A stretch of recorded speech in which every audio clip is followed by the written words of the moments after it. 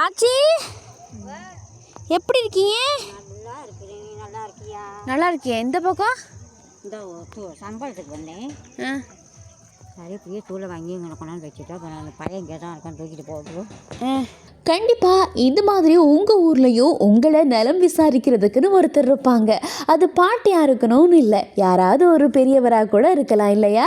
ஆமாம், நம்ம எப்போ ஊருக்கு போனாலும் ஏன் வீட்டுக்கு பக்கம் வரல, ஆமாம் உன்னோட கல்யாண கதை என்னாச்சு, வயசு போகுதுல இப்படியா இருக்குது, சரி அங்கெல்லாம் போகாத கவனமாயிரு அப்படின்னு சொல்லி உரிமையே இல்லாட்டியும் உரிமையோடு சொல்லக்கூடிய ஒரு உறவு இருப்பாங்க இல்லையா? எனக்கு பார்வதி ஆச்சி தான். எப்போ ரோட்டில் கண்டாலும் பார்வதி ஆச்சி எப்படி இருக்கீங்க அப்படின்னு சொல்லி கூப்பிட்டா, எப்போ வந்த சொல்லவே இல்லை, வந்த பக்கம் வரவும் காணா அப்படின்னு சொல்லி உரிமையோடு கேட்பாங்க. இந்த மாதிரி கட்டாயம் எல்லாருக்குமே உங்க ஊர்ல உங்களோட நலன் விரும்பியா யாராச்சும் ஒருத்தர் மட்டும் இருப்பாங்க. அவங்க யாரு அப்படின்றத கமெண்ட்ல சொல்லுங்க. அப்புறம் எங்கிட்ட வேணும்? போறேன், குழம்பு போறேன். இப்பயா?